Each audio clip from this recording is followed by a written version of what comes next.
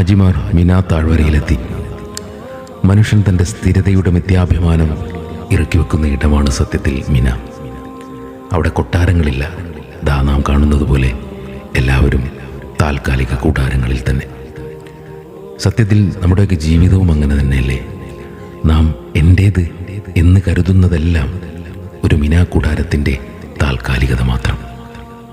നാളെയാണ് പരിശുദ്ധമായ അറഫ ദിനം. അൽ ഹജ്ജു അറഫ. തിരുദൂതർ സല്ലല്ലാഹു അലൈഹി വസല്ലം അരുൾ ചെയ്തു, ഹജ്ജ് തന്നെയാണ് അറഫ. അറഫ എന്ന പദത്തിൻ്റെ മൂലാർത്ഥത്തിൽ തന്നെ അറിയുക, തിരിച്ചറിയുക എന്ന ധ്വനിയുണ്ട്.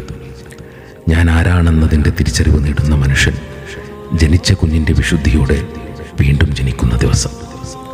താൽക്കാലിക ലോകത്തിൻ്റെ നൈമിഷികതയും സ്വന്തം ദൗർബല്യവും വിശാലമായ മരുഭൂമിയിലെ മണൽത്തരികളിൽ ഒന്നായി തിരിച്ചറിയുന്ന ദിവസം. പറഞ്ഞാലും തീരാത്ത പരിവേദനകൾ, പരിഭവങ്ങൾ, പരീക്ഷണങ്ങൾ, പ്രതിസന്ധികൾ, പ്രതിബന്ധങ്ങൾ. അറഫയിൽ മനസ്സ് നിശബ്ദമാകുമ്പോൾ, ലോകത്തിൻ്റെ ശബ്ദം പിന്നിലാകുമ്പോൾ ആത്മാവ് തൻ്റെ യഥാർത്ഥ ദാഹം തിരിച്ചറിയുന്നു. അവിടെ നാം സ്വയം തിരിച്ചറിയുന്നു, എനിക്ക് അള്ളാഹുവിനെ കൂടാതെ മറ്റൊന്നും മതിയാവില്ല എന്ന പരമയാഥാർത്ഥ്യം.